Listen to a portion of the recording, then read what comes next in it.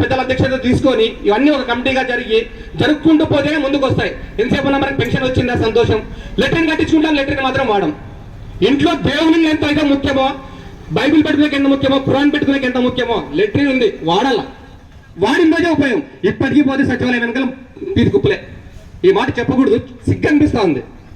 పీతి కుప్ప ఎక్కడ చూసినా 4 రోడ్లు, మన ఊరు 4 దిక్కులు చూస్తే ఎక్కడ చూసే ఇంకా రాత్రి 6 తర్వాత పనులు దొడ్డిపోతున్నారంటే ఒకసారి ఆలోచించుకుని తల్లి మీరు ఎంత వేదన పడుతున్నాం. ఎందుకు మనం కట్టించుకుందాం 15,000 తీసుకొని ఉపాయం పథకంలో నాకు రాలేదు సార్, ఫీల్డ్ ఆఫీసర్ మీరు ఇయ్యాల అని నిలదీస్తున్నామే. పంచాయత్ సెక్రటరీ గారిని లేకపోతే స్పెషల్ ఆఫీసర్నో లేకపోతే ఇంకొకరినో సర్పంచ్ గారిని అడుగుతున్నా, మాకు లెటర్ రాలేదు. ఆ 15,000 తీసుకున్నప్పుడు మనం ఎందుకు ఉపయోగించాము?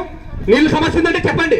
సర్పంచ్ తీసుకొచ్చి బోర్లు వేస్తున్నారు. మన ఊర్లో తాలూకాలో కాదు, జిల్లాలోనే ఎక్కడ లేనటువంటి నీటి సౌకర్యం మన ఊరికి ఉంది. అది గర్వంగా చెప్తున్నాం మనం.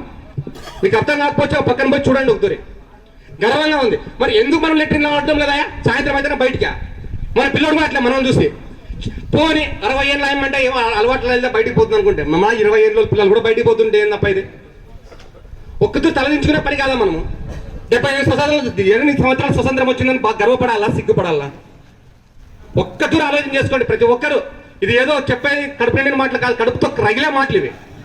మనకి డాక్టర్ కావాలని చెప్పి మాత్రలు పోతున్నాం, డాక్టర్ లేవని బాధపడుతున్నాం. మరి మనం ఎందుకు చికిత్స చేసుకోలేకపోతున్నాం? చెత్త అంతా తీసుకొచ్చేది రోడ్ల మీద ఎక్కేసేది. ఆ చెత్త ఎత్తేయాలంటే బాధ, ఈరన్న రావాలా తీసేయాల.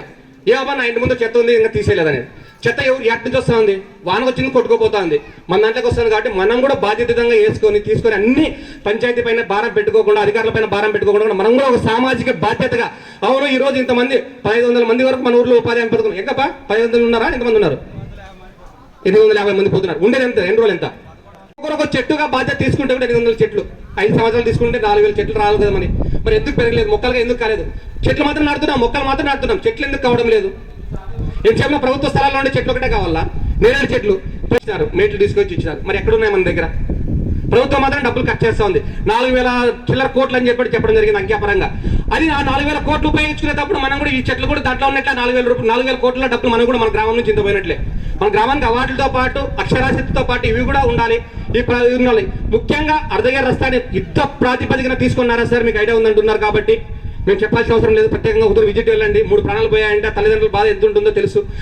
దాంతోపాటు ముఖ్యంగా వాన వచ్చినప్పుడు రైతులు అవతల పోవడానికి అగసాట్లు పడుతున్నారు. ఇట్లా తినన్నా ఇట్లా తింటున్నారు, ఇట్లా తినాల్సిన ఇట్లా తింటున్నారు. కాబట్టి ప్రతి ఒక్కటి అధికారులు కూడా క్షుణ్ణంగా పరిశీలించి, ఏదో ప్రభుత్వాలు మారినాయని కాదు, ప్రజలు మారాలా, మన ఆలోచన మారాలి. ప్రభుత్వాలు మారుతుంటాయి పోతుంటాయి. ప్రభుత్వం మారిన మాత్రం మనకు రావాల్సిన సంక్షేమ పథకాల పేర్లు మారుతాయి. రావాల్సినటువంటి సంక్షేమం మాత్రం ఎప్పుడు ఆగదు, ఆగే ప్రసక్తే లేదు. ఎందుకు అవుతుంది? 144 కోట్ల మంది భారతీయుల్లో ఉన్నటువంటి వాళ్ళకి అందరికీ అందాల్సిందే. ఇది సంకల్పం.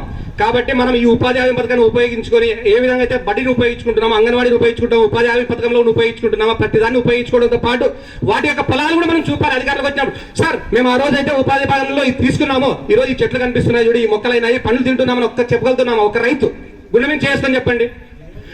గోపాల మిత్ర నుంచి ప్రభుత్వం ఇచ్చినటువంటి దాంట్లోనే నాకు గ్రామంలో గత సంవత్సరం ఆగస్టులో 22వ తారీఖు ఎనుగోడు చనిపోయింది. అది తర్వాత మన ఆదర్లక్ష్మి తిప్పన్న వాళ్ళది 2 ఎనుగోడ్లు గోపాలమిత్ర చూదుల వల్లే పుట్టాయి. ఎక్కడో మేము ముర్రాకి వెళ్ళి హర్యానాకి వెళ్ళి తీసుకురాలేదు, జఫ్రాబాద్ తీసుకురాలేదు.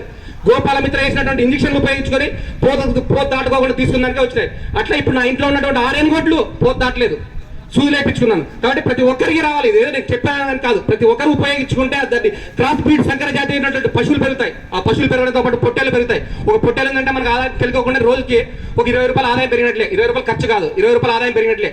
కాబట్టి ఇవన్నీ ఉపయోగించుకుంటారని అవకాశం ఇచ్చినటువంటి గ్రామ సర్పంచ్ గారికి, సెక్రటరీ గారికి, స్పెషల్ ఆఫీసర్ గారికి, గ్రామస్తులకి ధన్యవాదాలు తెలుగు సెలవు తీసుకున్నాను. థ్యాంక్ యూ టు అన్నారు.